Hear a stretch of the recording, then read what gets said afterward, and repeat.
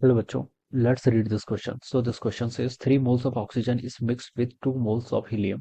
What will be the ratio of the specific heat at constant pressure and constant volume of the mixture? ठीक है, आपको यहाँ पर क्या बताना है? आपको यहाँ पर बताना है कि रेशियो ऑफ स्पेसिफिक हीट बताना है कांस्टेंट प्रेशर और वॉल्यूम पे। तो देखिए बच्चों, इस क्वेश्चन का की कॉन्सेप्ट आप क्या लिख सकते हैं?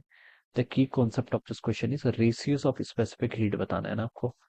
तो रेशियो ऑफ स्पेसिफिक हीट लिख लीजिए इस क्वेश्चन का की कॉन्सेप्ट। ठीक है, ratio of specific heat, this will be the key concept of this question. All right, अब बच्चों देखिए, specific heat at constant pressure and constant volume, यानी कि गामा डिफाइन कर रहा है। गामा देखिए क्या होता है आपका, सीपी बाई सीवी के इक्वल होता है। ठीक है, हमारे पास दो टाइप्स की गैसेस हैं, एक ऑक्सीजन, ऑक्सीजन डायटोमिक है, दूसरी के हीलियम, हीलियम के आपकी मोनोएटोमिक। ठीक है, मोनोएटोमिक गैस के लिए बच्चों देखिए क्या होता है आपके, मोनोएटोमिक गैस के लिए देखिए आपके 3 डिग्रीज ऑफ फ्रीडम होते हैं। ठीक है, ठीक है, और 3 डिग्रीज ऑफ फ्रीडम होते हैं। ठीक है, मुझे सीपी बताना, सीवी बताना। सीवी देखिए किसके इक्वल होता है, सीवी आपका F/2 R के इक्वल हो जाता है। ठीक है, तो अगर मैं इसकी वैल्यू देखिए यहाँ पर पुट करूँ, मोनोएटोमिक के लिए एफ की वैल्यू कितनी थी, 3, तो 3/2 R के इक्वल हो जाएगा। तो सीपी की वैल्यू देखिए कितनी हो जाएगी, 5/2 R के इक्वल। ठीक है, 1 ऐड कर लेना आपको। ठीक है, आइडल गेट की अगर बात करें तो सीपी माइनस सीवी आर के इक्वल होता है ना। तो अगर सीवी पता है तो आप सीपी को यहाँ से क्या लिख सकते हैं, आर प्लस सीवी लिख सकते हैं। तो बेसिकली 1 ऐड कर देना है। ठीक है, ये आपकी मोनोएटोमिक के लिए ट्रू है। अगर मैं यहाँ पर डायटोमिक की बात करूँ, ठीक है, डायटोमिक की बात करूँ,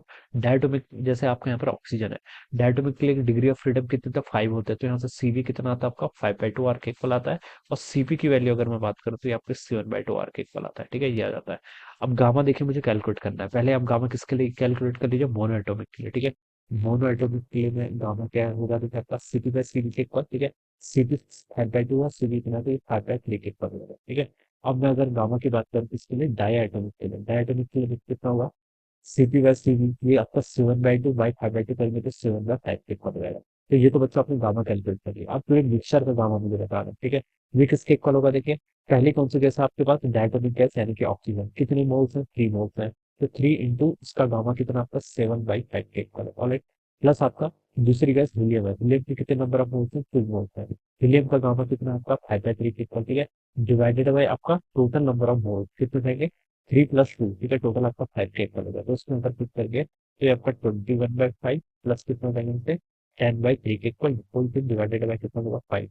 इसको सॉल्व करेंगे तो देखिए 15 यहाँ पर आएगा, तो ये आपका 62 हो जाएगा, प्लस आपका यहाँ पर 3। ठीक है, होल थिंग डिवाइडेड बाई कितना हो जाएगा, 5 हो जाएगा। तो इसको लेके बच्चों अगर मैं सॉल्व करूँ तो ऊपर तो आपका 113 हो जाएगा। ठीक है, और 15 × 5 करेंगे तो कितना आएगा, 75 के इक्वल आएगा।